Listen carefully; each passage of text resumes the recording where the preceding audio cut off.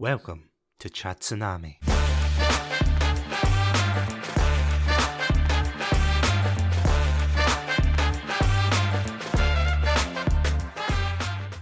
Hello everybody and welcome to another episode of Chatsunami. My name's Satsunami, and joining me in this very special episode is none other than the one and only sandwich himself, Adam. Adam, welcome back from the Western Front. How's it been? My God, nothing's changed here. It's quite incredible. I've been away for nearly a calendar year. Feels longer than that. But, I was enjoying a quiet life, just living out in the woods, milking odysseys, just ready to hang my microphone up. But then, as much as I tried to fight it, it pulled me back in again. Satsunami, you picked the one topic that you knew I couldn't resist. Adam, you said you'd be home by Christmas. What the hell, man?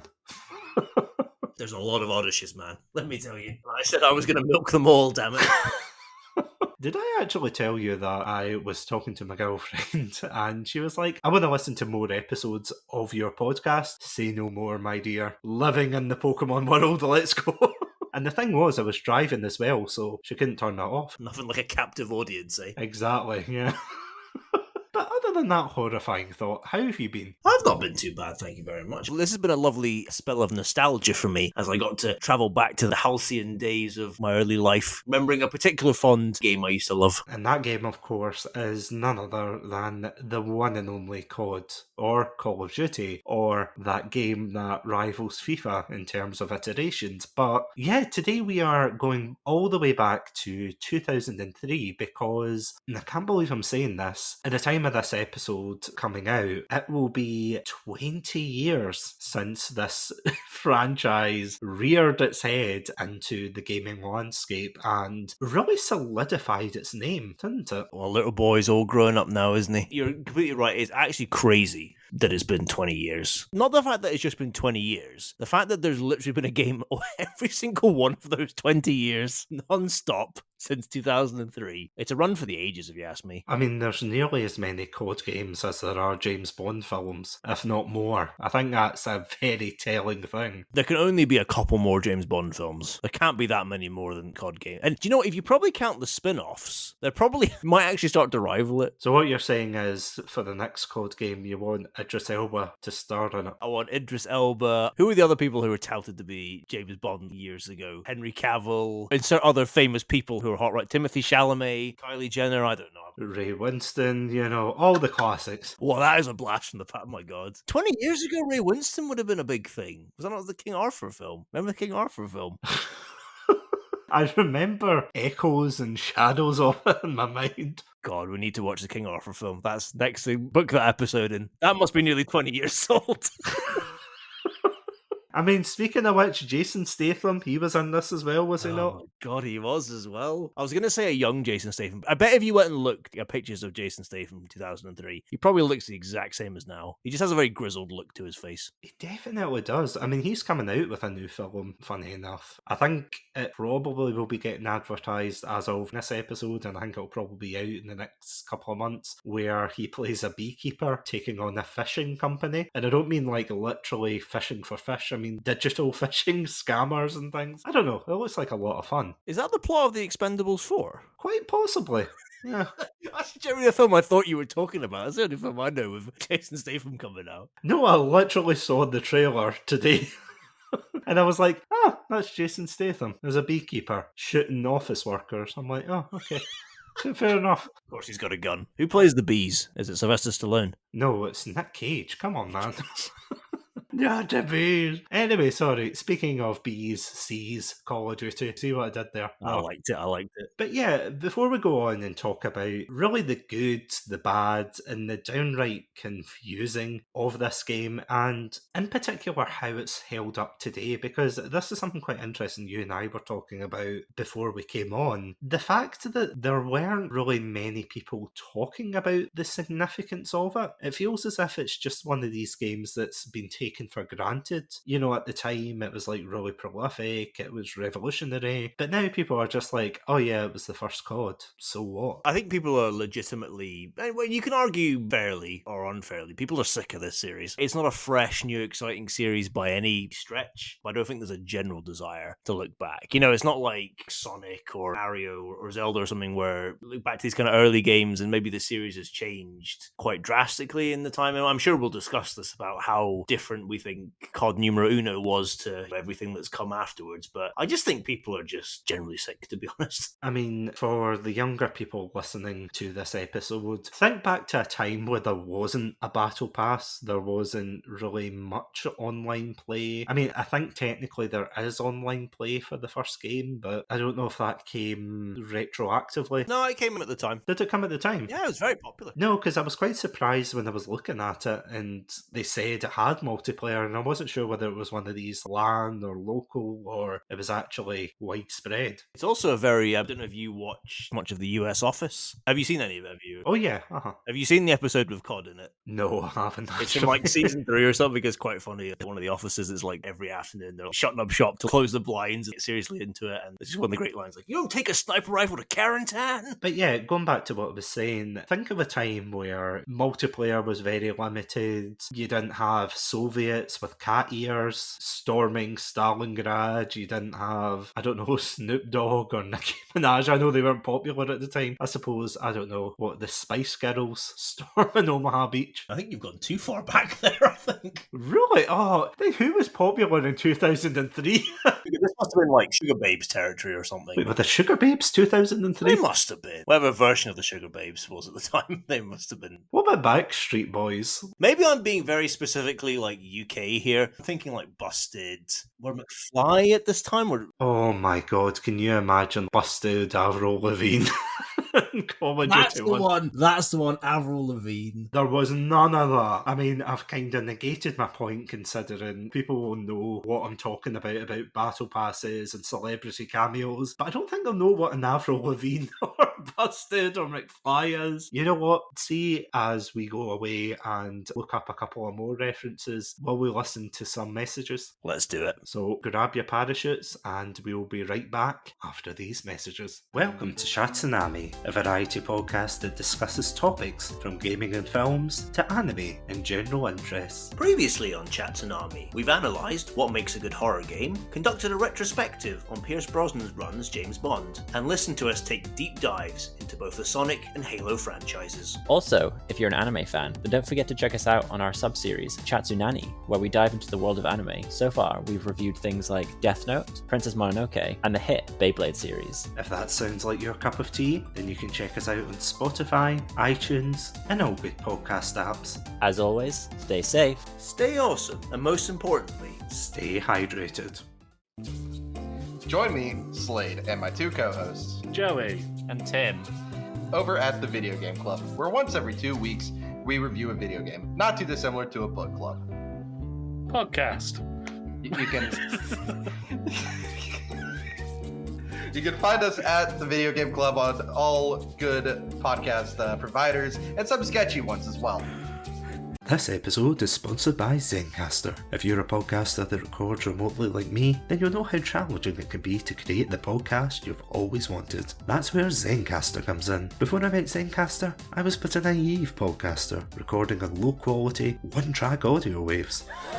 But with Zencastr, you can kiss those fears goodbye as they provide crystal clear audio and HD video. Plus, with our all-in-one podcasting suite, recording with guests is extremely simple. From local recordings to post-production, Zencastr has it all. Go to zencastr.com/pricing and use my code Chatsunami. You'll get 30% off your first 3 months of Zencastr Professional. I want you to have the same easy experience I do for all my podcasting and content needs. It's time to share your story.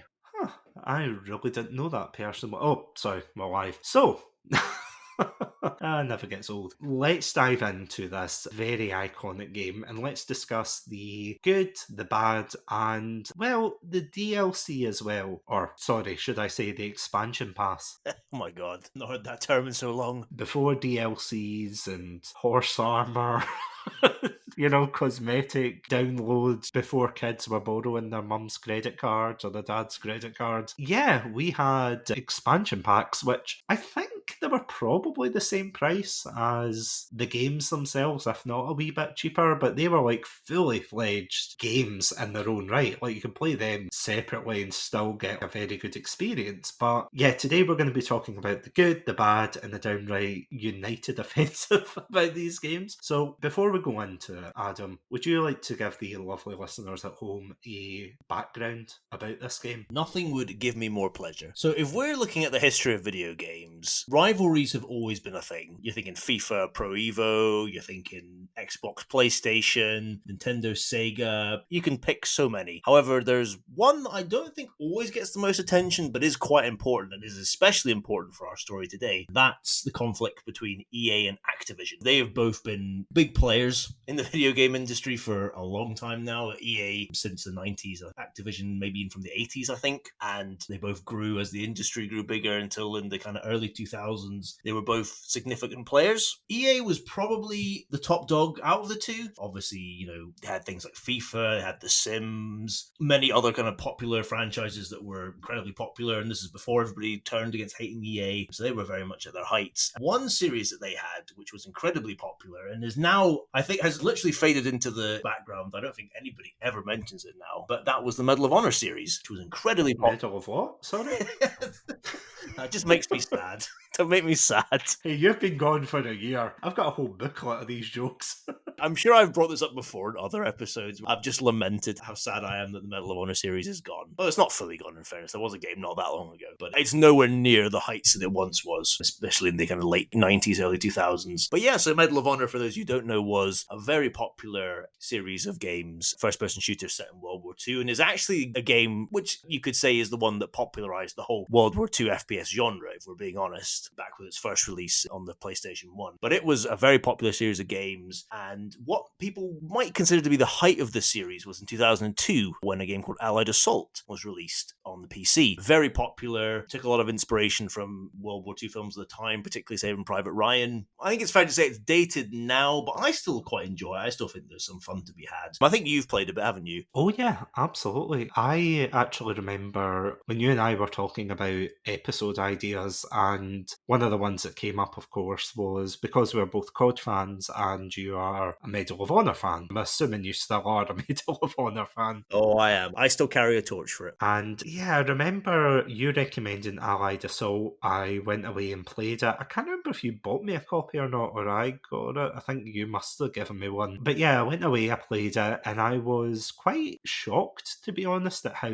good it was. The thing is, you have to play these games with a pinch of salt. The fact that gaming, and especially FPS games, have come such a long way compared to what they used to be. If you play your modern shooters, they're obviously not going to play the same as something that came out in 2003, but when you look at it through that perspective and contextually, it really holds up well. But there was a couple of gripes I had with it. Some bits I liked, some bits I didn't, and then when I moved on to COD, it was quite interesting to see the transition between them. Yeah, I think that's a fair assessment of it. If you played it at the time, you probably still have a good nostalgia for it, but I think it's a game that is probably more difficult to get into now. But I think there's still some fun to be had. But as I said, the Medal of Honor series was the top dog in this genre at the time, and so when Activision were looking for a way to kind of narrow the gap between themselves and EA, they knew they couldn't really compete in areas like the FIFA games or anything, but looking at it, they thought an area like the FPS genre is an area that we probably can compete with EA, and we may even be able to overtake them. And so that's what they tried to do in 2003. So what Activision did in time-old fashion was launch a good old raid of EA's talent. And in this case, they took about just over 20 developers who had worked on Allied Assault, part of a company that was called 2015 Incorporated, who'd been responsible for putting together Allied Assault, who'd found it quite a grueling process and then been quite disillusioned when EA kind of took the Medal of Honor Honor license away from them. Activision brought these employees into the fold, and they formed a company called Infinity Ward, which, as I'm sure you know, the name probably sounds familiar to a lot of people. Never heard of them. What though? A name that is synonymous with the Call of Duty franchise to this day. But yeah, so they came together and their aim was to take down the Medal of Honor series. And so they began to work on a project that they like to call Medal of Honor Killer. As we were talking about off-air, time-honored fashion of creating a game series with killer as the suffix in the hope that you'll become top dog, which often doesn't work. But as history would prove, they were correct in thetheir belief that they were going to kill off Medal of Honor. And quite swiftly, to be honest, as well. So sadly, it was quite a rapid demise. But yeah, so they began to work on World War II FPS shooter. Now, interestingly, they were going down a kind of very similar route to Medal of Honor, but they decided to make some quite significant changes to it, which kind of gave their game a kind of fresh identity. And I tell you, I think this is a good place to leave off because we can start talking a bit more about this as we get into the discussing the game itself. You're completely right when you were just touching on the fact that there was a lot of games that dubbed themselves as the killer of X and Y, and you think, oh, great, okay, it's all this bravado and, oh, I'm going to be the best. But genuinely, this game, we cannot overemphasize how significant it was, not only in terms of World War II shooters, because the gaming landscape, especially for FPS games, looked far, far different back then than it does nowadays, because it wasn't until 2006 that Call of Duty actually transformed from being known as this World War II shooter game to an FPS game. Its whole identity was seeped, ironically enough, seeped in the mud of this World War II identity, and then transformed into this global sensation with the Modern Warfare series, with Black Ops, even going back to World War II for a wee cheeky rendezvous behind the bike sheds and then came back out again. And of course, that one time they went to space and they never called them back again. But we don't talk about that one, do we, Adam? Don't lie, you secretly wish we could talk more about it. I actually do. I'm not going to lie. It's probably Advanced Warfare that I'm thinking of. The one where he who should not be named appeared as a villain both in real life and the game. But him aside, will we go into what makes this game so good looking back on it? Let's do it. So the first thing I want to point out is the fact that it captures, even back then, the fact that it captures the atmosphere of war really well. And something that I found quite interesting that kind of ties into this is the fact that for the first game and its expansion, that they still use this health pack system. So, you know, anyone playing Call of Duty nowadays, you'll be used to getting shot and then you hide behind a cover and then you come back out and it's regenerative health. Yeah, back then it seemed more common to have health packs in these kind of shooter games. I mean, Doom had it, Medal of Honor had it, you know, all of these types of games, they had this kind of gameplay loop. But is that right in saying? Oh, you're completely right. It was the default health system for these games. The original Halo had kind of introduced that hybrid system where you had your recharging shield, and then once that depleted, you then had your health bar like underneath that.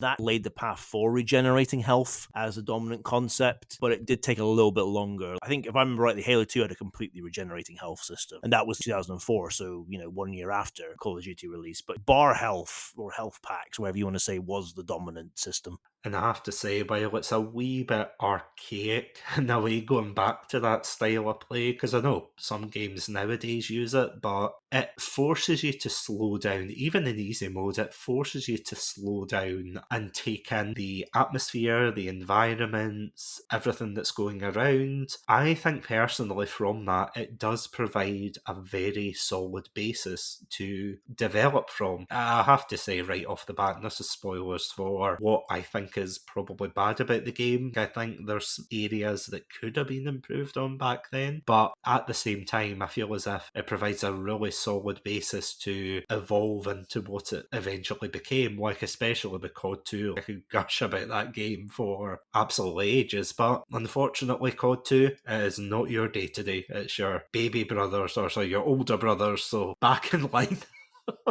You're only 18 this year. Is it actually only 18? Yeah, 2005. Wow. They can drink, though. Well, no, it can't in America, and neither Oh, can that's this true. game.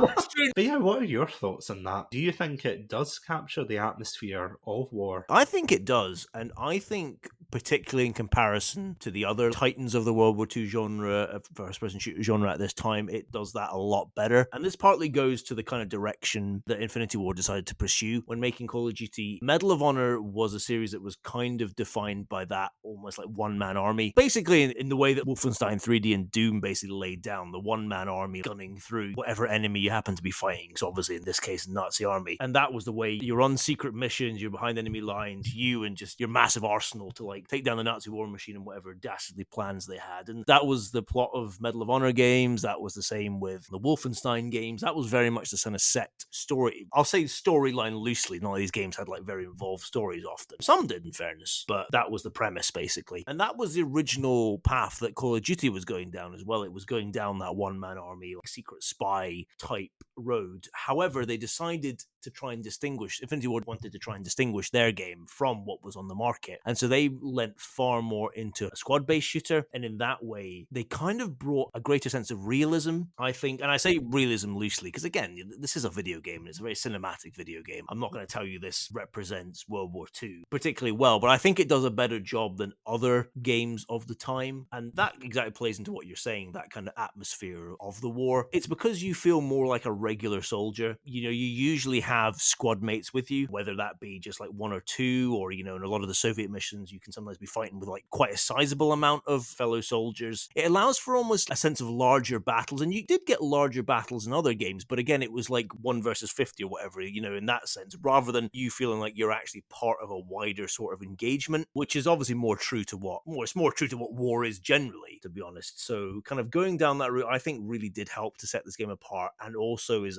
a big strength that I think still does remain. Obviously, I think later games have done it better, and later games have done the realism aspect of World War II a lot better, but I do think it's something that's admirable about this game still. Yeah, because going back to something you were saying there about the one-man army trope, I have to admit I was really surprised when I played Medal of Honor, because I thought when I was playing Allied Assault and you have that very famous scene of the American troops storming the beaches of Normandy and such, and it's like a very iconic moment, which I have to admit is something I brought up to you at the time. That particular event isn't featured in this game, but all the collaboration that you do, that you feel as if you are a soldier within an army, they didn't include that. And I think it's something I think you brought up, that it's probably because they didn't want to, you know, release a game so close to the competitor and then say, oh yeah, we're copying this particular sequence, even though I don't think anybody probably would have minded someone retelling these events. But something I was really surprised at was at the very end was, as you said, you're a one-man army, essentially. You're storming through French villages and things. You go into this base and you fire off mustard gas and everything. It's a really jarring one, I have to say. It's a very jarring ending, but you're completely right. For this one, there's a lot more camaraderie and there's a lot of influences as well. And I'll save this point for the kind of bad aspects, but you can definitely tell they're taking from other popular media at the time, like for example Enemy at the Gates for the Soviet campaign, Band of Brothers for the Americans, and of course Fawlty Towers for the British campaign. For legal reasons that's a slight joke, but I will get back onto that. But going back to the gameplay itself, one of the things that I was severely impressed by was just the way that the game almost guides you without overly stating it at times. And I have to admit that caused me to run into some troubles in some of the levels, but you know, it's not just a case of, you know, nowadays you've got invisible walls, you've got insta-deaths and things. In this one, they have relatively realistic ones, like they place their enemies so that you know, oh, I have to go this way because there's a room full of Nazi soldiers, so I gotta gun my way through here. Or they keep you within the bounds with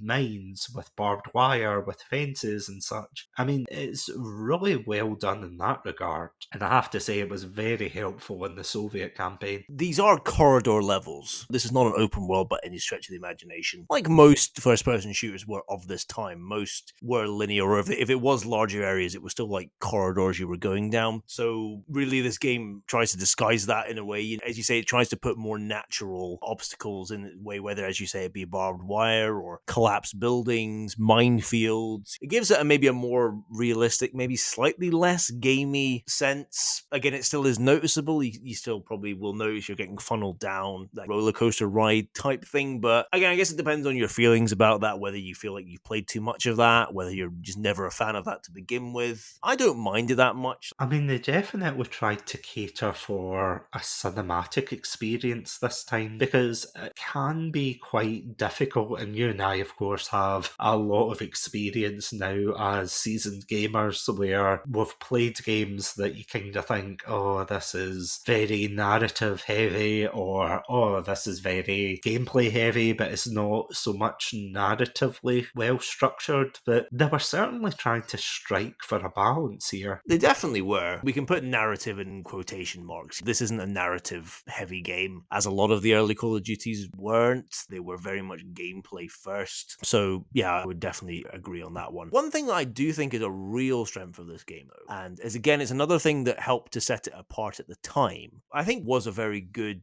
addition. It kind of set a little bit of a trend, I think, especially for Call of Duty games still going forward, was widening the perspective of the war. What I mean by that is that in the original Call of Duty, you have 3 campaigns to play through. You've got the American campaign, you've got a British campaign, you've got a Soviet campaign. Now that was something new. Unless there's a game that I don't know about or I'm forgetting off the top of my head, but all previous World War II games, they may have featured other characters from, different nations. Like I know Return to Castle Wolfenstein, which was another big first-person shooter of this time, of 2001, had British characters there, but they were very much American focused. You were always playing as an American. You'd usually be in kind of American battles, like obviously we talked about Allied Assault, landing on Omaha Beach and things like that. But what was good about this one, and it was another, obviously, I think when they were developing this game, they were looking for a way to appeal to a wider sort of European audience, not just an American audience, so that's why they made this decision to branch out and have these stories. And I really like that. I think it's really good. This was a world war. It affected so many countries like Europe, Asia, all around the world. Any chance that you get to get a wider perspective of the Second World War, I think is always good. That was one very positive addition. I think it's something that still deserves credit. Especially what you said about that alternate perspective, because, and this is a very double-edged point here, so apologies in advance. As I said, I'll expand when we talk about the bad aspects of this game, but one of the highlights of this game in particular is definitely the Soviet campaign, which I was actually really surprised at, because the British one was okay. I've got my gripes with it. Yeah, the Soviet one was surprisingly really good, especially because, as you said, you weren't fighting as a single person, you were fighting as an entire union, but you were fighting as this united front to take down the Nazi war machine. And of course, you go through Stalingrad, you go through other memorable battles. We don't talk about the tanks yet, but then, of course, you get to the ending, which, while I do think it would have been satisfying at the time, I think it's actually ruined by future iterations of COD. So for anyone who doesn't know, the final level is essentially you storm the Reichstag as the Soviet Union, and there's that very famous scene where the Soviet soldier unfurls the Soviet Union flag, plants on top of the Reichstag, and that essentially signifies the end of the war in that respect. But see, when you compare this to World at War, even though that's like a lot more over the top, like, did you think that as well, going back to replay this? Oh, it doesn't compare. You're right. The end of this game has been ruined by the end of World at War. It just doesn't compare. It is a shame. It's not Call of Duty 1's fault.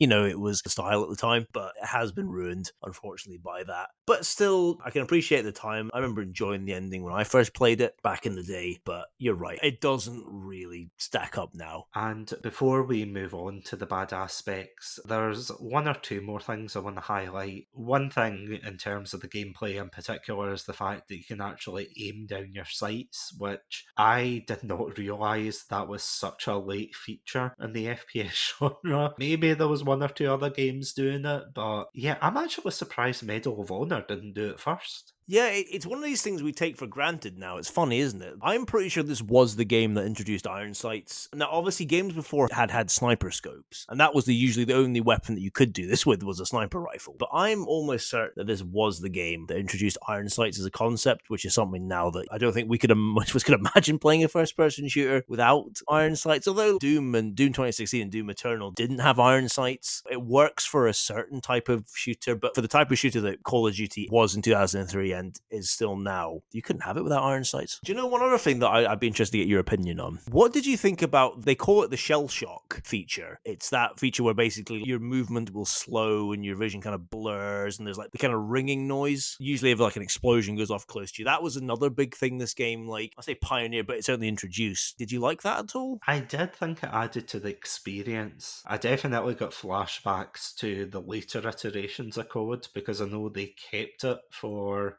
I don't know if they kept it for all of them, but there's a good few. Like for Modern Warfare, the original one, they definitely kept it. And I think they do it when Captain Price says he's very iconic, "We are leaving!" And he pulls you out the boat. But yeah, no, I really liked it. I did think that it added a lot to the game. I didn't appreciate it when they did it 2 times in a row because some bugger had like a Panzerschreck and they kept firing it. I'm like, can they not? It's like I'm already shell-shocked, for God's sake. It certainly is a double-edged sword in gameplay terms, but I agree with you. I like it as a sort of immersive feature. I think it does help and it kind of adds a sense of gravity. It's that sense that makes you feel more like a kind of ordinary person, an ordinary soldier, rather than the super soldier that you are in other games in this genre. Well, I'm just really glad you didn't see me playing it because I may or may not have blitzed through. You know Frank Drebin in Police Squad? That style you went for. Yeah, just kick down the door. It's like, I'm Sergeant Satsu, Allied Forces. Don't let me see you in France again. And then I fall out the barn window and go, oh, as a Spitfire just flies and the credits roll. Sorry, my fanfiction aside. The only other thing that I would mention before we go into the bad points is the characters were quite memorable. Maybe this is absolute heresy, but I don't really remember many characters from Medal of Honor. Maybe there was 1 or 2, but as you said, for the most part, it was really focused on this, well, very much one-man army, as you said, whereas in this, they definitely tried to make more of an impression with the characters. You had your Captain Price, technically related to the Captain Price of the Modern Warfare fame, but this one came first. You had Sergeant Moody as well. You also had Jason Statham as... Sergeant Waters, that's him, thank you. Yeah, he was an absolute beast in that. I just want to point that out, but I thought the characters were a lot more memorable in this one. I would definitely agree. I think it plays in nicely as well, because it was funny, I was thinking that because I was like, yeah, I remember the American characters, I remember the British characters, and I was like, who are the Soviet ones again? There are a couple, but actually, I think it plays in well because it is more this like mass army type thing. It's very communist in a way. It's very much like you're part of the collective. Sorry, communism in the Soviet Union? What?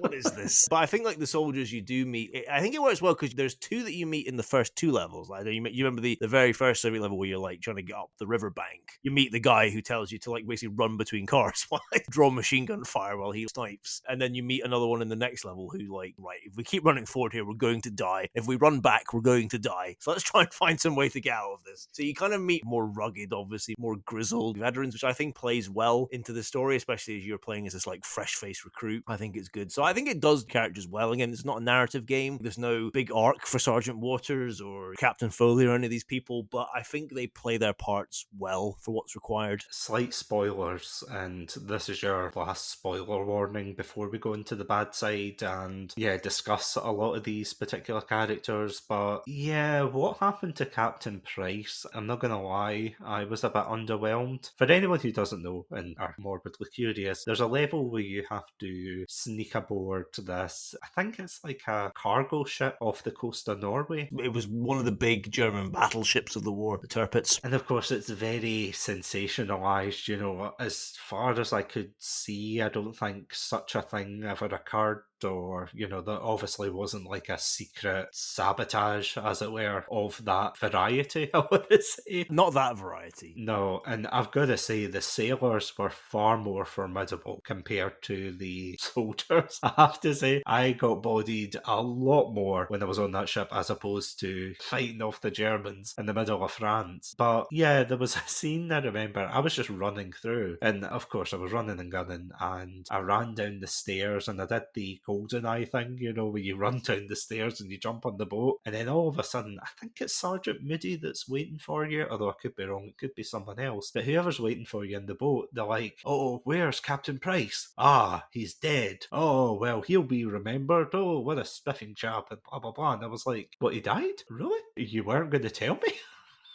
This is the one area where this game really stands out from what was to come. You can't imagine a character death being done that way in anything post Call of Duty 3. The games from then on basically made this massive deal about, and obviously character death became a huge thing in the named character death, I should say, became a huge thing in those games. Almost in a way, I admire the understated blink and you'll miss, and you don't even see his death. You can hang about there, like in a gunfight that he's in. I don't think he'll die. I think it'll only happen once you move off to, you have to go plant some explosives, and it's only when you come back that you can find his body there. But yep, I had the exact same reaction when I first did it. I went, wait, what happened? And then only playing it again, I was like, oh, there's his body. I was like, oh man, Captain Price gone too soon. So what you're saying is you don't want to play a version of Modern Warfare 3 where it just cuts to a black background with white text that says Soap died on his way to the infirmary. I'd much rather play the end of Infinite Warfare, where every single person has to have a drawn out death scene, no matter how ridiculous. And a recorded monologue. I quite like that. I'll throw it, but I actually quite like the recorded monologue. I really don't like the whole sacrifice bit. It's so overdone. And you know what? The recorded monologue, it would be nice if we'd had a recorded, like, I don't know, wireless message from Captain Price. It's like, take that, Jerry, or something. I don't know. Don't trust the Germans. They're crossing the Rhineland. It just cuts out. Seeing that note, speaking of the potential bad, will we go on to the worst of this game? Whatever good there is, there's also some bad. Got to deal with it. So I just want to kick things off and just talk briefly about the controls. And I do think that this is probably the least egregious thing about this game, but the controls are good for the time, but I feel as if, as I said, looking back on it from a contemporary perspective, it's not as good. You can't sprint, you know, you have to depend on the health packs and things, and, you know, probably pissed off several people listening to this going, how dare you? You don't have to sprint to enjoy a game. Looking at you, Adam, for Halo. I'd be interested, did you play this with a mouse and keyboard? I did indeed, yeah. It's an interesting point because what is it specifically about? Is it the lack of features in a way that you didn't like as much? So as you say, not being able to sprint and such, or is it the way like the controls are actually laid out? I wouldn't say the controls are bad. Genuinely, I feel as if the controls are quite good for the time, but there was a lot of really awkward things that, and again, it might be different if I was playing on a controller, but I felt it was quite awkward switching between your guns because you had to use either the scroll wheel or the 1, 2, 3, and the same for grenades as well. You had to switch out physically to your grenades, whereas, you know, nowadays in COD you press a different button and it just hurls a grenade. And again, it's not that the controls were bad, I just think compared to what it's evolved into, again, using that term of it laid a solid foundation, like I think it did, but I feel as if it doesn't hold up as well. But again, it's by no means bad. The grenade thing I think is definitely a fair point. The grenade system feels clunky in this, but I guess, you know, you can argue it's slightly more realistic, but having to pull out a grenade physically and use it, it does feel clunkier than pressing G or whatever you might do in later ones and just throwing one. That is something that I think definitely was a good addition, was making that a quicker process for just helping the gameplay. It's an interesting point, and I see what you mean as well about switching weapons. You know, it maybe isn't always the fastest. I don't know, maybe it's just like, again, I tend to play more games on the console and stuff than I would on a PC, so I don't often, you know, use the mouse and keyboard for playing a first-person shooter, but for the ones that I have, it kind of felt the same to me, so I didn't really have major problems with it. But it's interesting, and that's not to say like they're beyond reproach, but it's just interesting to hear different experiences with it and stuff, and I definitely think you're completely right in the way of it is clunkier not having a sprint, and the grenade system is clunkier. One thing I do like is the ability to, you know, change your rate of fire. That is something that's in a lot of more modern CODs, but it's not something that you always see in the kind of World War II ones, so it's actually, I always thought that was quite a nice little feature. Another interesting thing about this was a game that obviously limited you to having just 2 primary weapons. Then obviously you had your sidearm, which is a standard that the COD games have followed since then. But it is different from a lot of previous games, which would let you just pick up a whole arsenal of guns. Like, what do you think about that as a concept? Do you prefer the 2-gun limit, or do you like having like a full arsenal with you just carried around at all times? I felt as if it contributed to the, and don't get me wrong, obviously, at least as far as I know, from a historical perspective, as far as I know, there wasn't British or American soldiers running around with a MP40 in one hand and a M1 Garand in the other hand, and, you know, like dual wielding and everything. I mean, maybe they were, and we just didn't see it in the history books. But yeah, I thought it added to the realism. And again, when I say realism, I don't mean like, oh, it's realistic that someone's carrying 2 assault rifles, but I said M1 Garand and then, you know, I said assault rifle. I know it's not the same, but yeah, I feel as if it's that idea of encouraging you to scavenge, but not feel as if you're, again, this idea that you're a one-man army. You know, you're not the Doomslayer. You're not, is it Blazkowicz, the guy from Wolfenstein? You're not him. You're not this superpowered hunk of beef that's like gunning everyone down. You know, I mean, don't get me wrong, you kind of are. You've probably got a better chance in this army than half of the NPCs that are following you. But yeah, I actually didn't mind it, I have to say. I didn't feel as if it detracted at all. Although I have to admit, sometimes what I will say is I felt some of the weapons were a little bit underpowered, especially the MP40 and some of the guns like that. I felt as if unless you hit people in the right spots, then they kind of just got back up again as if, oh, why did you shoot me? It's a funny thing with these games, but I think the MP40 is one that's always interesting. I feel in some games it's incredibly overpowered, while as you say in other ones it's like basically not much better than like a pea shooter. So that's always interesting. I have to correct you on one thing. It's nothing about what you just said about the 2-weapon system, but it's not Doomslayer, it's the Doomslayer. Oh, yes.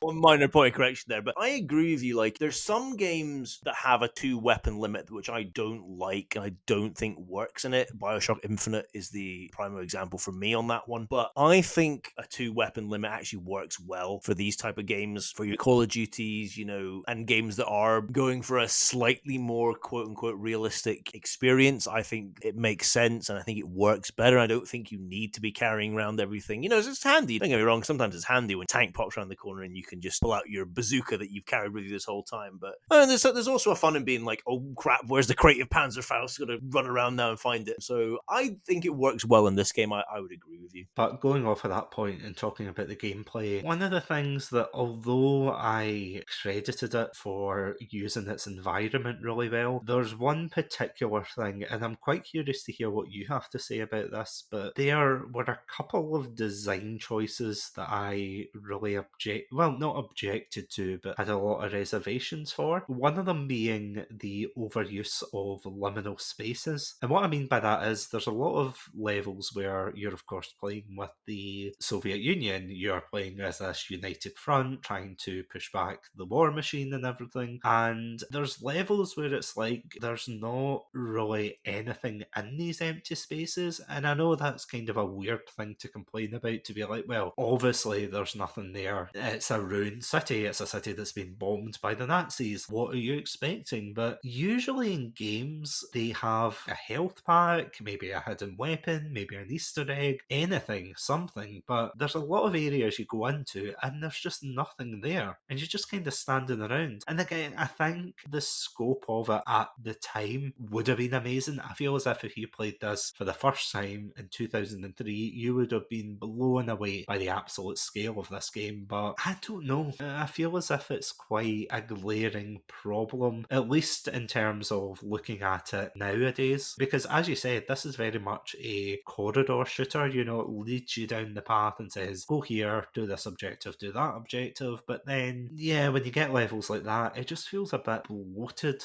I would say. I'd agree. And the Call of Duty series has, I think, produced some really standout environments environments, like Chernobyl from Call of Duty 4 is the one I always think of. There's nothing really like that in here in the original game. This isn't a game, unless I've missed it over these 20 years, this isn't a game for environmental storytelling by any means. It is glorified corridors. And you're right, there is a lot of quite boring empty space that I don't think, and again, it's not a game that's designed you to spend a lot of time in these environments. Preferably it wants to keep pushing you forward, you progressing through, because they're not that exciting spaces to fight in and everything. What it's trying to draw you in is the kind of action and, the intensity of the gameplay and the firefights themselves rather than the environments that you're in. But it is a fair criticism of this game. The Call of Duty series would do a lot better, and it would develop past these kind of quite simplistic levels. Don't get me wrong, that's not just limited to the Soviets. If you go back to, I think it's the second level of the American campaign, you're fighting through the streets of France, and you go through all the houses and things. Some of them are ruined, some of them are alright, and on the one hand, it is quite cool to fight through these settings because you don't really get that as much nowadays in terms of these very unique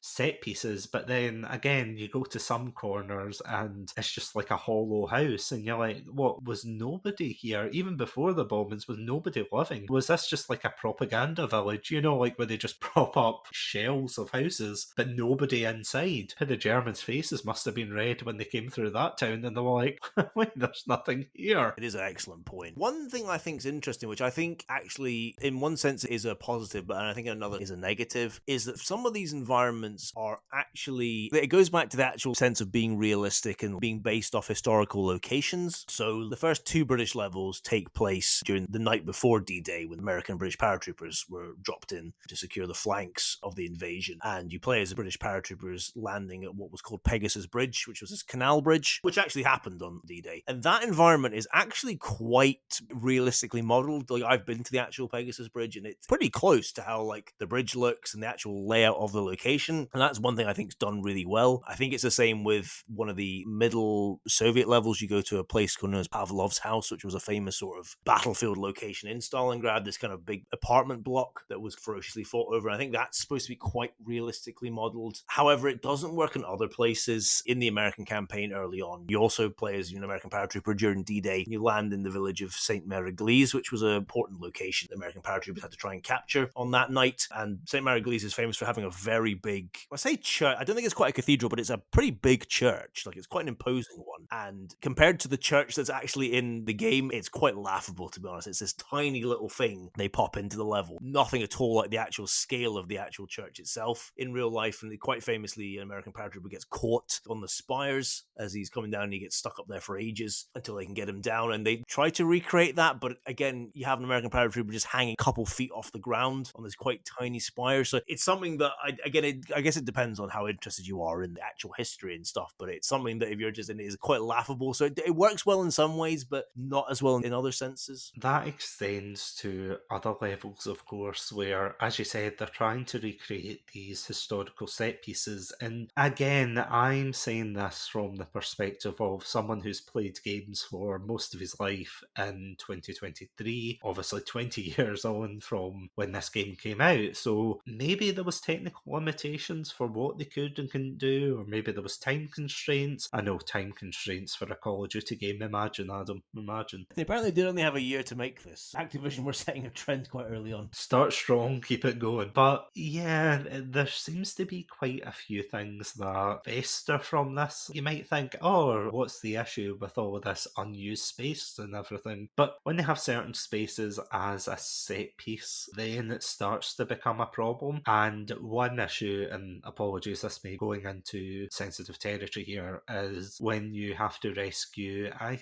think it's British soldiers, but I could be wrong. You have to rescue some soldiers in the prisoner of war camp, and I feel as if it is completely undermined purely because it's empty. Other than the German soldiers and the enemies that pop out to shoot you, it's just empty. And obviously, I'm not saying, oh, I expected back then for them to have prisoners writhing in pain or tied up or whatever, I'm not expecting them to have had that level of detail, but it just seems weird that they made a level so expansive and huge just to not really do anything with it. Does that make sense? doesn't feel like a real location exactly, because you're like, why is this giant camp with one prisoner in it and like 200 German soldiers? Why are they all guarding this one person? Luckily, you can kind of blast through that level quite quickly. You only have like a 10-minute time limit on that level anyway. They obviously don't want you to hang about in there, but you're completely right. It's the worst example of that in this game. It is a real shame. And again, we can say time constraints, we can say resources. They're all fair points, but I do think they could have found a better way to do that. Maybe it's nitpicky from the two of us, but I would agree with you on that. So here's a point that I noted down when I was playing through this game, and I'm actually really curious to hear what you think of this, because it's something I mentioned earlier about this game copying other popular media at the time. For example, as I said, with the Soviet campaign, they copied Enemy at the Gates. With the American campaign, Band of Brothers, and I kind of half joked and said about, the British campaign being Fawlty Towers, so it's probably closer to Allo, to be honest, because it kind of leads into something else that I got really annoyed at. But sorry, before I go on to that particular point, how did you feel about this? Because when I was reading up on it, a lot of historians were very peeved, and that is me being as nice as possible here, when they copied things from Enemy at the Gates, especially because there apparently is a scene where a lot of the Red Army troops try to flee and then they get shot in the back, but of course they tried to translate that into this game, and historians of course argued, saying they really saved that more for penal legions, that if it's a prisoner who doesn't want to be there, then that's probably why they were there, to shoot them, to keep them in line. But in terms of the standard Red Army soldier, they weren't, going to waste bullets, and they weren't going to try and shoot their own men. So how do you feel about that with this game, for a game that is trying to not only be like a Medal of Honor killer, but to try and assume a more realistic narrative? I mean, it hampers the realism to a point. I get it, though. It's not the first video game to have copied other media. It won't be the last. It is a prevalent trend, and I get it. You do want to cash in. I mean, that's what Allied Assault did. Allied Assault completely cashed in on the Saving Private Ryan Omaha beach landing scene. It's what happens in any kind of entertainment medium. You're going to copy what other reference points and what's popular, because, there's a reason it's popular and everything. So I get it. It is true that it obviously does harm the realism at points and everything. I'm not an expert historian on the Second World War, so people will be able to point out bigger inaccuracies maybe than I can see. But for me, I think a lot of what they're copying doesn't really harm it that much for me. I mean, Band of Brothers is based off history. It's based off a historical book, based off an actual squad, actual group of soldiers from World War II. So, and they're obviously copying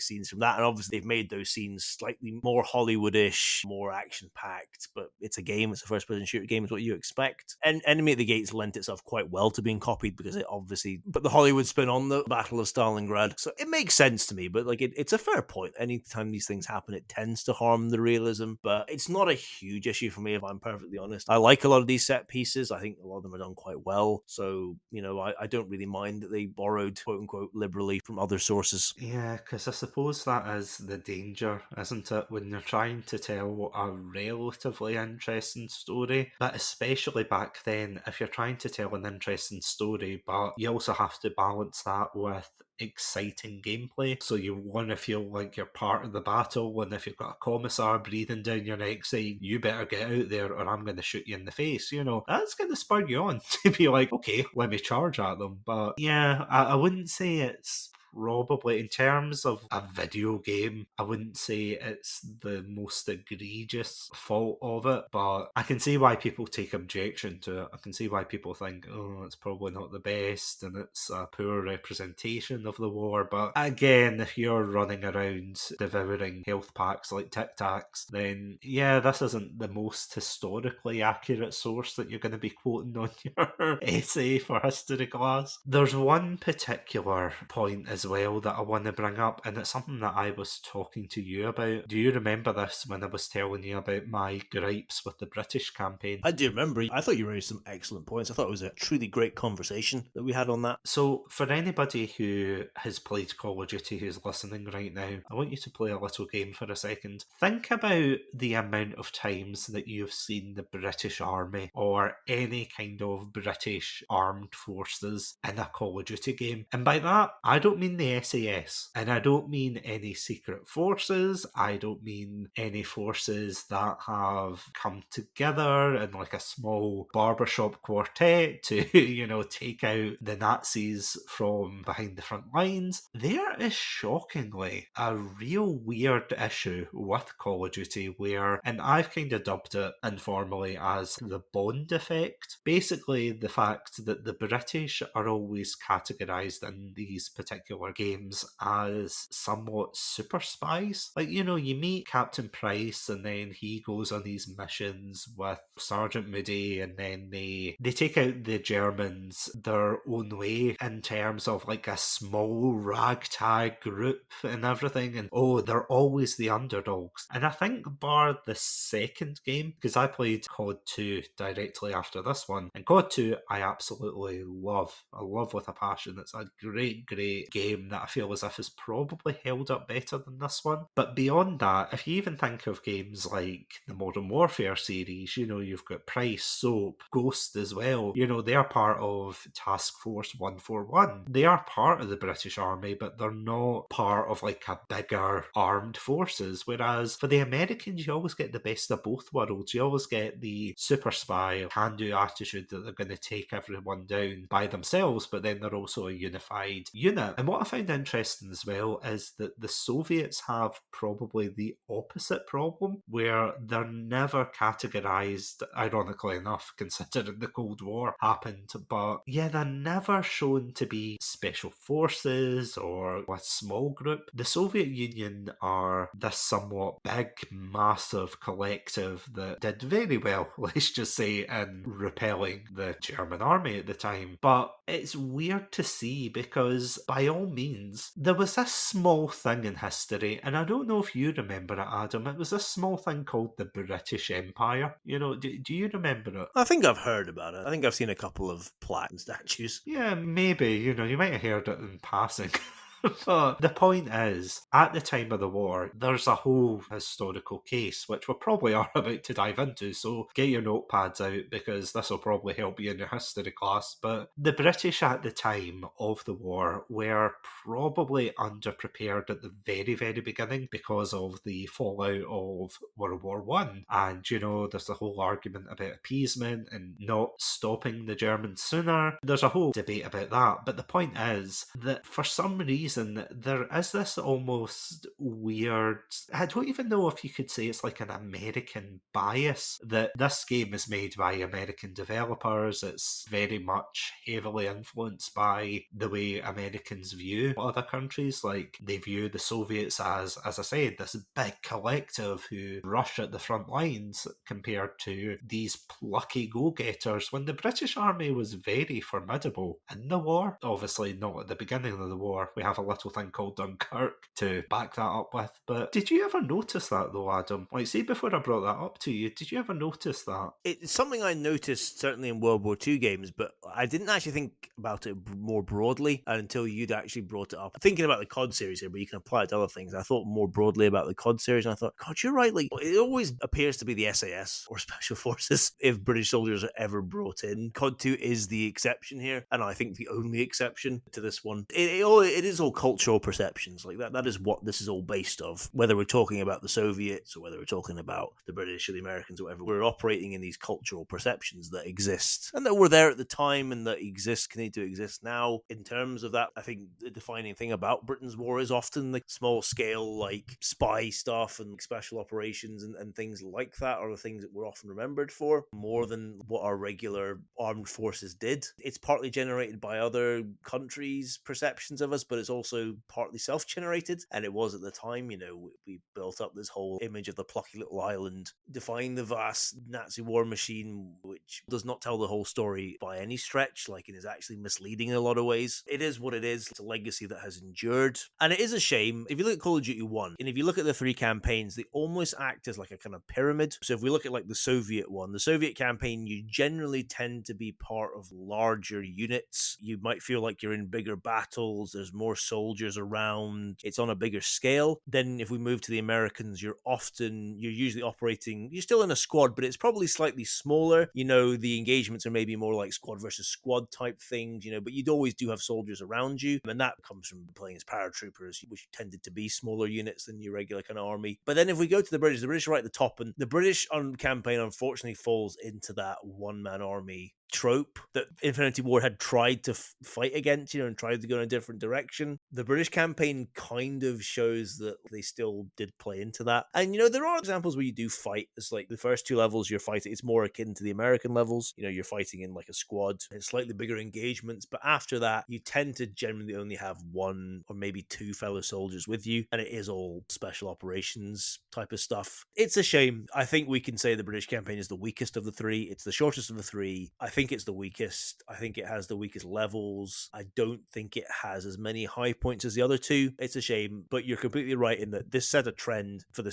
COD series as a whole in how the British were going to be portrayed to an extent. Yeah, because I was joking with you that it reminds me of, and for anyone who's studied the First and Second World War in school, you'll know exactly what I'm talking about here, but there was a particular image, especially for the First World War, where Germany had invaded France and they were going to invade France through Belgium. That was the Schlieffen Plan, wasn't it? That is correct. Thank goodness I got the right war. Okay, step 1 correct. Yeah, there's this very famous political cartoon where it's this young boy stopping like this older, grumpier man trying to get through a gate. And at the time, the wee boy was obviously supposed to represent Belgium, this small, plucky country, standing up to the aggression of like this old man, this old empire, and everything, trying to brute force his way through. And again, that is kind of the way that Britain have been portrayed in this. And don't get me wrong, there's also other media, to back this up. Call of Duty wasn't the first game or source of media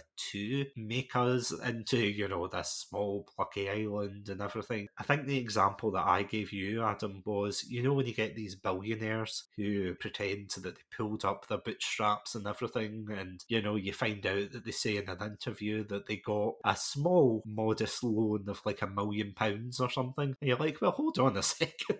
You got a bit of a leg up here. But yeah, I wouldn't say that affects the game. It's definitely, as you said, it's definitely the weakest campaign, but I don't think it's probably something that would drag it down. But I do agree. I do think that whenever I had to play the British missions, I kept rolling my eyes thinking, oh god. And I felt as if I preferred the Soviet missions, except for one. Yeah, that of course was the tank mission, which the tanks were made of ersatz. There's a wee cheeky history joke for you in there, but they don't know their ersatz from their tanks. Yeah, oh, that was a horrific mission. And that's something that carried on to United Offensive, slightly skipping ahead, where just all the vehicles are just so squishy. You get shot a handful of times and then that's it. In one way, it's historically accurate to Soviet tank production. If you can look through the frustration, you can maybe appreciate history. Would you say that was the low point for you, the 2 tank missions? Absolutely. 100%. Because here's the thing, it wasn't fun. I can excuse it if it was like tricky or difficult, but it was not fun to play through. And it's one of these things where it's like you have German soldiers popping out of windows, popping out of rubble, they were shooting the Panzerschrecks at you, they were blowing your treads off, and there was just, maybe it's because I rushed it, maybe it was just that, but it was very frustrating, it was very annoying, and I felt as if I was playing on easy mode because I'm a filthy casual. But the reason I do play in easy mode as well is because I do like to experience the story, and I do like to see how far I can push myself in terms of the gameplay. And even in easy mode was still as unforgiving, I would say, as some of the harder modes. But even on easy mode, the soldiers you fought against, they were easy to mow down and everything, bar if you had an MP40. But in the tanks, no, I would agree that it was such a low point. But did you think that as well when you went back to revisit this game? I think vehicle sections have been done a lot better since. chance in other Call of Duty games. Maybe it's just because I've played them quite a few times now that I kind of know, I can roughly remember what's going to happen, so it makes it easier. To be honest, that is a prerequisite, I think, for the second tank mission. I think you have to play that a few times. You have to know where things are coming out of. You have to know where Panzer Faust soldiers are going to spawn. You have to know where tanks are going to show up, because almost a blind playthrough, you're probably going to die quite a few times because a lot of things are going to pop out and you're just going to get absolutely hammered before you have a chance to pick out where your targets are. So I think it's definitely is a prerequisite for that second level. There's some built-in knowledge. I think the first one's slightly better. It's more open terrain. You've got more tanks with you, so you can always just hide behind them, use them as shields. So I don't mind it as much. I prefer the tank mission in United Offensive, the expansion pack, to the two that are in the base game. And I think they were done a lot better. I think Call of Duty 2 really elevated that style of tank level. And then I would probably say as well, like, vehicle sections have probably been done better mostly. I don't know, I really did not enjoy the flying mission from Vanguard, though. I might hate that more than I hate these tank missions in this game, although it's probably, it is like a fight at the bottom there. But I can totally understand the frustration of those levels, because they are hard. They're hard and they are unforgiving in a lot of ways, and especially that second one, you have to know where things are coming out of to really have a chance. I mean, to be fair, it's done wonders for my Russian learning, but other than that, yeah. Is this the one where they have phrases? Is it the second? Maybe it's United Defensive where they have phrases in it when you get hit with stuff. Is there any like tank banter in the first one? Maybe there isn't. No, there's just the guy that keeps yelling, "We're hit, we're hit, we're hit." Oh. Yeah, and all of that. It's like you're looking down at him going, "Listen, your shouting's not helping me, okay? I'm very stressed in this working environment. Can we just simmer down, like, put on the tea maker?" And of course he's saying, "This isn't a British tank." And you're like, "Oh no. This is the worst tank of the war." There'll be a bottle of vodka hidden somewhere. Oh, probably. Aye, inside I was about to call it the chute, the cannon even. The shoot, the slide. The curly whirly. The helter-skelter, that's it. Only the finest history here. Yeah. Horrible History stopped answering my calls about 5 years ago, so this is all I have. This is all I have, people. Before I go on to my final points that didn't really hold up in this game, is there anything else you want to point out here? It is dated, and it is a dated game in a lot of ways. Like, I don't think it's as dated as Allied Assault or Return to Castle Wolfenstein, although I think those two games are good in their own rights for different reasons. This feels like a more modern game. You can argue for good or for bad. It really, again, depends on your preference. I feel this is an easier game to go back to, even if you haven't played it before, because I think it retains a lot of the DNA that's in the kind of current Call of Duties and your modern shooters you can find in here. I think this is a lot of genesis for that, so for that reason I think it is an easier one to play. But it does have its shortcomings, there's no doubt. I have heavy nostalgia for this game. I didn't play it on release, but I played it not long after, 1 year after it was released. I played it on like a crappy laptop where if you were in outside environments, the frame rate would chug like crazy. So you think the tank levels are bad, then try playing it when your frame rate is going at like 5 frames a second. It wasn't a fun experience, but I still loved this game. I enjoyed it at the time. I still enjoy it now. It's probably Call of Duty I played the least, just because I say I tend to play on console. And there is a console port of this game. It's not very good, I'm going to be honest. I would recommend playing it on your PC. And it still has a following. It certainly did have a big modding community for a while. I think it still has a fairly active modding community. This was a time where Activision would release the game code so people could make mods and stuff. So that kind of gave the game life as well and made people love it more. There's some questionable mods, I'm not going to lie, as you tend to find in World War II games, unfortunately, but there are some actually really good ones as well. I played actually a really good Dunkirk campaign one. It was based off United Defensive. So yeah, it's had a life post its release, and I still think it's good, and I still think it's an important game, and I would say worth checking out. It might just not be your thing, and maybe it might just feel too dated for you, but that's fair. No, I completely agree with you. There are definitely dated aspects of this game. As I said, with the gameplay, with the difficulty curve, with some of the choices of the game. There is one thing that I forgot to mention, and it's a very weird issue I had. Or not weird, but just very bizarre. So I think it's the mission where you're trying to rescue, is it it Captain Price in the Chateau House? Yes, that's the one. Yeah, so I was running through trying to find the dear old captain and his plucky sidekick, and I took a wrong turn and I went into this room, like this bedroom, and I kid you not, there was a swastika on the bed itself. You know, it was like as if someone had wrapped their bed sheets in a Nazi flag and then put it on the bed, and I sat there and I kept thinking, was this a thing the Nazis did?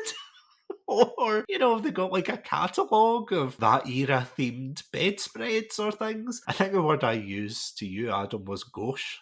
It's very distasteful, even for them. I was like, did they really need to like say that they're Nazis in the streets and in the sheets? Or what is going on here? Gauche is the word for it. But I could believe the Goebbels had this home decor. That wouldn't surprise me. What I find actually funnier is how it's something that I don't know why, I just never, it's nothing I ever noticed, like, or I just saw it and I didn't pay attention to it. And I'm like, how have I never just stopped to consider that? I was criticizing this game for not having any environmental storytelling. I mean, that's some serious environmental storytelling if you ask me. What's going on here? What's going on in the chateau? I can believe the secret communications room behind the fireplace, Last Crusade style, but I don't know. What's going on with these bedspreads? Yeah, because genuinely, if there's any historians out there who know the answer to this question, please, for the love of God, reach out to us. Chatsunami.com, we've got a lovely contact form. Please fill it out and let us know if this is actually a thing, because I was baffled. I don't know whether it's just they didn't have a texture for the bed, so they just put the same texture as that, or they really wanted you to know that this was taken over by the Nazis. But I was like, I mean, considering they kept shooting me Octopussy style, you know, coming down the staircase and everything, I was like, yeah,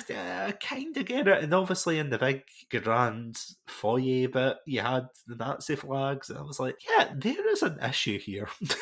There's a big issue with this house. I mean, obviously, than the fact it's been conquered by them, but yeah, really strange. But see, despite that, jokes aside, despite maybe some of the sound design issues, one thing I want to quickly touch on there, just how sometimes during firefights, a lot of the effects kind of overlap, at least on the PC port, they overlap in one another. And on the one hand, you can think that's a realistic firefight. You're surrounded by bullets and so on and so forth. But on the other hand, I don't know. I feel as if it was a bit too much going on. But despite its flaws, despite everything we said there, and despite, of course, the accents of some characters, such as the stuffy Londoner's First War accent, you know, with Captain Price saying like, "Oh, jolly good show, tip-top spiffing show." Americans, eh? No, you Yanks. Oh. Yeah, it's definitely American. That's all I'll say. It's definitely American. And a slight nitpick here, but I hate the fact that they use the American measurement for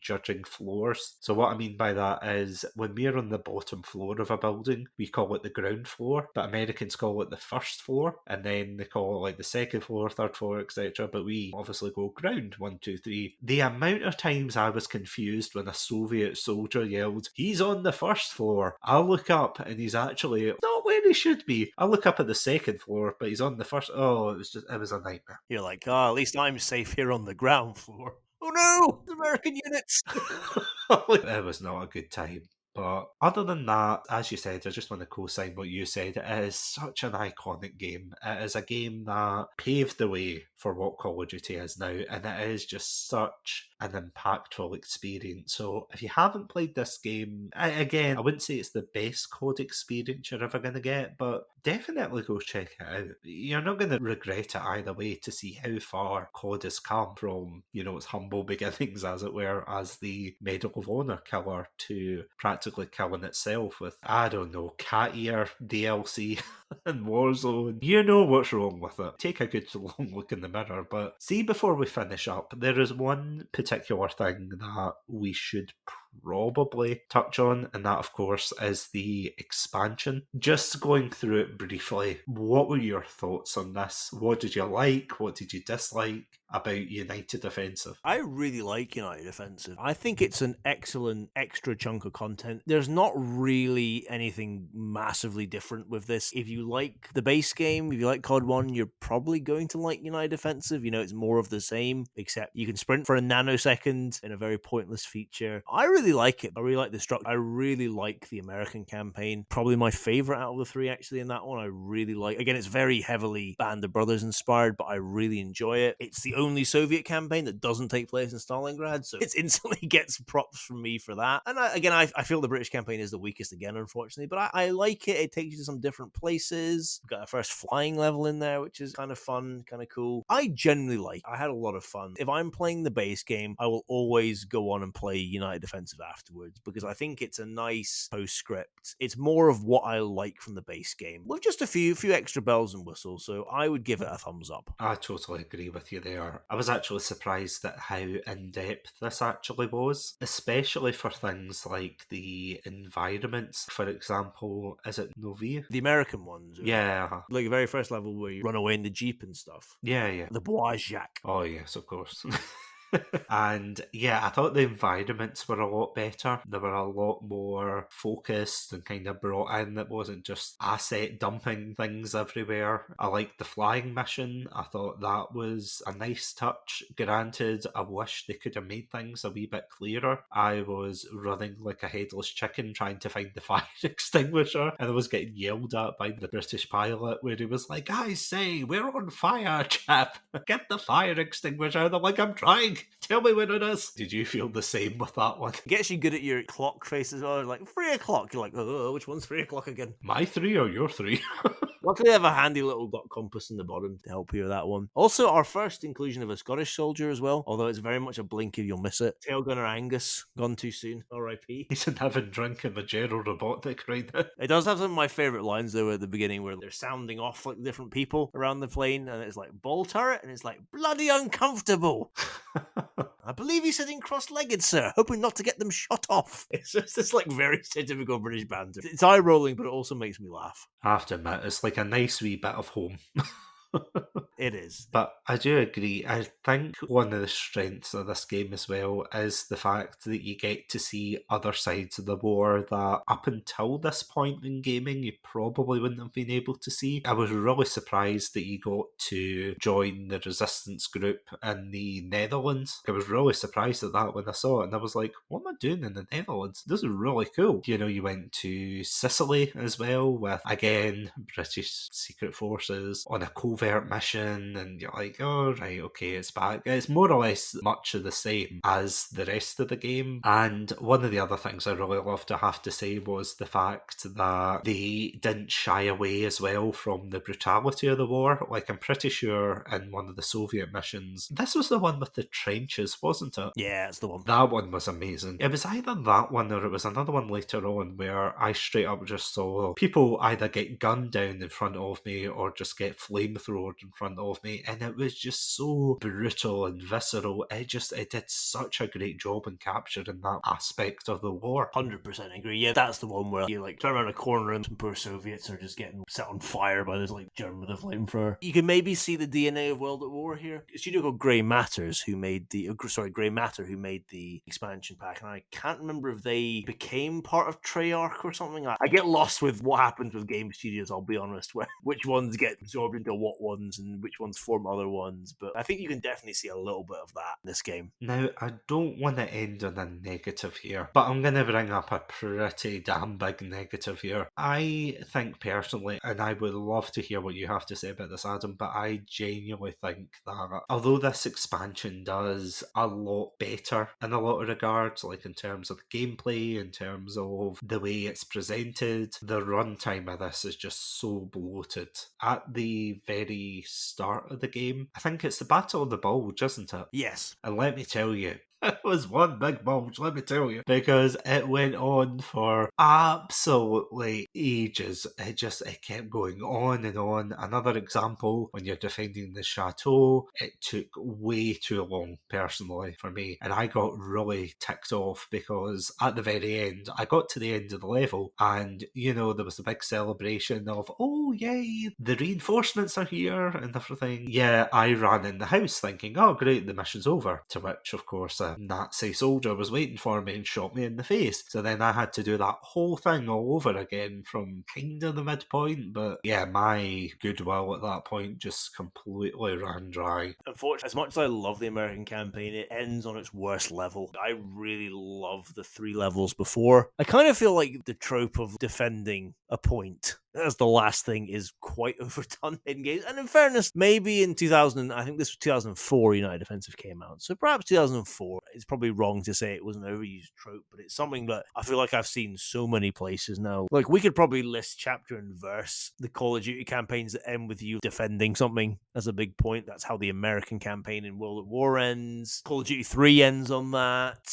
I suppose Call of Duty 4 to an extent is you making a heroic last stand. You know, it's quite an overused trope, I feel like. So it's a little bit like, oh god, I have to stand here and defend this again for a while. It can be fun, but it's not always the most fun gameplay, I think. But I mean, I think the most egregious thing is they do it twice. They do it with the Americans at the beginning, and then the British campaign ends with, as I said, this terrible on-the-rails kind of shooter where you're in a PT boat and you have to fight off against other PT boats, but it's made of the same stuff as the Soviet tanks from the base game, so whenever you get shot, your health just completely disappears. I don't know where it went to, but it's certainly not on my screen. But then you get to the Soviet ending where you have to hold the line at, I think, a train station. It's a good point that it's used twice. I'd actually forgotten. Yeah, that really annoyed me because I thought it was going to be cool and try and use like the AA gun and everything to take out the Stukas, but yeah, that got old very quickly when I kept dying, and I'm like, you know what? I'm just going to hide under this truck. I'm going to suck all the fun and drama out of this scene. Let's see how you like it. Sometimes you gotta survive, you can't thrive. But I mean, on that note as well, the difficulty was, personally for me, I think it was severely ramped up too high. Especially if you came from Call of Duty 1 and then you go into United Defensive, it is almost like night and day about how difficult it is. Even on easy mode, even on regular mode, it is so difficult. Although one thing I have to admit I did appreciate was the fact they carried the throwing the grenades at your feet whenever you didn't move onto later games. I mean, there was actually a scene, I think in Call of Duty 2 maybe, where I was hiding as one of the British soldiers and all of a sudden I basically got a halo ring of the grenade indicators, and I was like, wow, this is terrible, I gotta run. It's quite a rough game, and I have to say, they really do love ending on the old Soviet ending, don't they? The Soviet portrayal in World War II has become more complicated, in large part due to recent events, but also because it is a complicated thing, in fairness. Whether you want to view it as like the lesser of two evils on that front, you know, with some justification. But it did feel like these games built towards that. I think, I'm just thinking about most of the World War II CODs now that like have a Soviet campaign. Most of them tend to end with the Soviets. Call of Duty 2 doesn't. Well, I suppose Vanguard technically does end, but that's weird in that one. It's kind of hard to like think of that one. But yeah, they always did seem to kind of like to ramp up. And I guess it's because of the scale thing again. These tended to be like the big battles and the big engagement. United Defensive is full of that. There are sections in the original Call of Duty where you are on your own as a Soviet soldier, like especially in the sewer level and things like that. But you don't get any of that in United Defensive from what I remember. You're always like surrounded by other soldiers, and it's always quite big battles. Quite epic ones in a lot of ways as well. And it's a fair point you raise about the difficulty, and that was a trend of video games at this time. The people who were buying an expansion pack were obviously like fans of the original game, so the assumption was these were more skilled players. So, you know, you wanted to raise the challenge for them. You know, we can trace that right back to like the Japanese version of Mario 2, and maybe even before in history of gaming. So it was a trend. It is noticeable. So there are some really hard sections in United Defensive. I think the thing that annoys me about it more is just, and again, it's with any hard game, even if you look at something like Dark Souls, Elden Ring, any of the Souls games, where if you keep dying, it doesn't become fun. It just becomes repetitive, and you have to learn from that, granted. But yeah, it's not always the best. But I mean, I can understand it's like a product of its time. It's a different kind of fun. And again, different people find different things fun. There's no right or wrong on it. Some people like the idea of overcoming a challenge. There's fun in that. While for other people, the kind of repetition and the grind isn't fun. And again, it's personal taste. There's no right or wrong. It's just, it was a feature of gaming at this point, and especially of expansion packs. The only other thing I would say is this is probably the second Call of Duty game, or probably the first to do it, with gratuitous chicken killing. And I've got this on my notes, I kid you not, where you're running from the Germans in Sicily in a jeep, and that is the level, isn't it, where you crash into like this crate of chickens. Yeah, not just one, like there's a lot. It's actually the bit of the game I don't like. It's the bit I really don't like. There's something about it. Maybe I'm a big softie at heart. Apparently I don't mind all the human death in the game, but I'm like, I don't like seeing all these chickens get crushed. There's something about it I don't like. But then they also started the trend of, which in fact I say the trend, I think this trend swiftly ended after Call of Duty 2, but it used to have the thing at the end where you'd have like a line being like, oh, no animals were harmed, or no cows were harmed in this film, because there was always a proliferation of dead cows and sometimes horses around a lot of these levels. Because the only other game in the Call of Duty series I can think that they did that was the favela level in Modern Warfare 2. The original, of course. You got an achievement for that, didn't you? I think so, aye. Kentucky Fried Chicken, probably.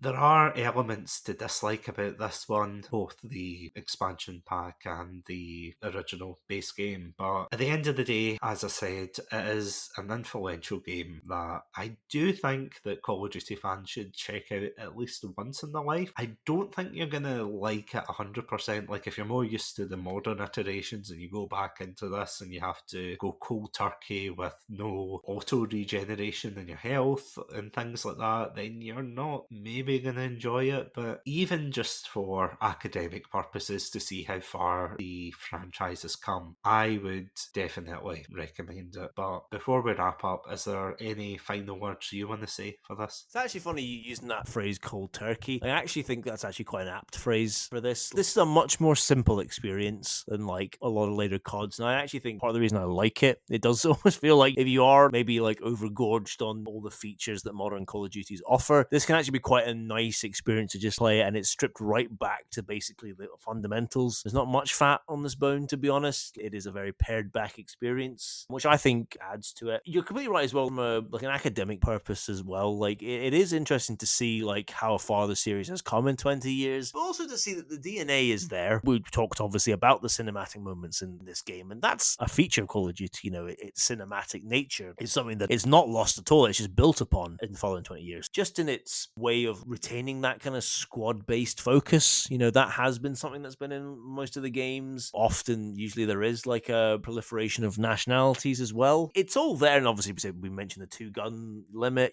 iron sights, all these things are still there. The fundamentals are all still there, and they were built in 2003. That's why I do like this game, and I think it's interesting, and I do think it's an important game. It was heavily praised at the time. It won I think it's maybe one of the Call of Duties that's won the most Game of the Year awards, because it was an absolute sensation back in 2003. There's a reason this series became so popular, and Call of Duty 4 has a large part to play in that. So there's things like Black Ops, Modern Warfare 2, but the original Call of Duty has a big part to play in this series becoming the juggernaut that it eventually did, and the fact that it has raised Activision to the roof to the point that I think they must have surpassed EA. They did their goals, they killed off Medal of Honor in short order, and Activision were raised to the heights of the video game landscape. It's an incredibly important game, and whether you think it's for good or for bad, you can't deny that. I think it's still worth checking out. Again, maybe it won't jive with you, and that's fine. I can understand it, but I do think it's still a good game. I think it's a really good game. You can have fun with it, and it's usually quite cheap. Usually it's on sale a lot of the time, so I don't think there's many reasons to not pick it up. Just don't get the console port is what I'd recommend, because it's not very good. Get the PC version. And yeah, I think that is the perfect place to leave it off. Thank you, Adam, so much for joining me on, is it right to say COD's 20th birthday? Yeah, it's his 20th birthday. It's that weird way that we'd maybe want to say 20th anniversary, but I think technically that would be 2024 will be its 20th anniversary because the way things work. But it's 20th birthday, definitely. So, I think we can finish off by, for he's a jolly good fellow, for he's a jolly good fellow. Jolly good fellow. Let's go off to Stalingrad. And buy your DLC. Buy your DLC. Modern COD, please change. For the love of God, please change. I don't want to see Stalin and cat ears. That's my red line. No pun intended. For the love of God. I don't want to see that pack. Oh, and on that frightening note, thank you again, Adam. Honestly, it was a blast getting you back on. Thank you for getting me back on for this. A lot of fun for me to replay this game and a good excuse to boot it back up again. As always, if you want to listen to more episodes featuring ourselves, as well as our other fantastic co-hosts, you can check us out on our website, chatsunami.com, as well as all good podcast apps. I also want to give a huge shout out to our Pandalorian patrons, Robotic Battle Toaster and Sonia. Thank you so much for supporting the channel. And if you would like access to exclusive content, then please feel free to check out our Patreon page, patreon.com/Chatsunami, where you can get early access episodes, you can get exclusive episodes, you can get juicy behind the scenes, you can get live footage of Adam milking an Oddish. You know, it's absolutely great. It's fantastic. For legal reasons, that last bit's a joke. Unless you really want it. I mean, we'll be in talks. We'll be in talks. What is it the kids use nowadays? Only Oddishes. Oh, and on that horrifying note, do you want to wrap up the episode? I would say cruelty-free, but the Oddishes might disagree. But on that note, stay safe, stay awesome, and most importantly, stay hydrated.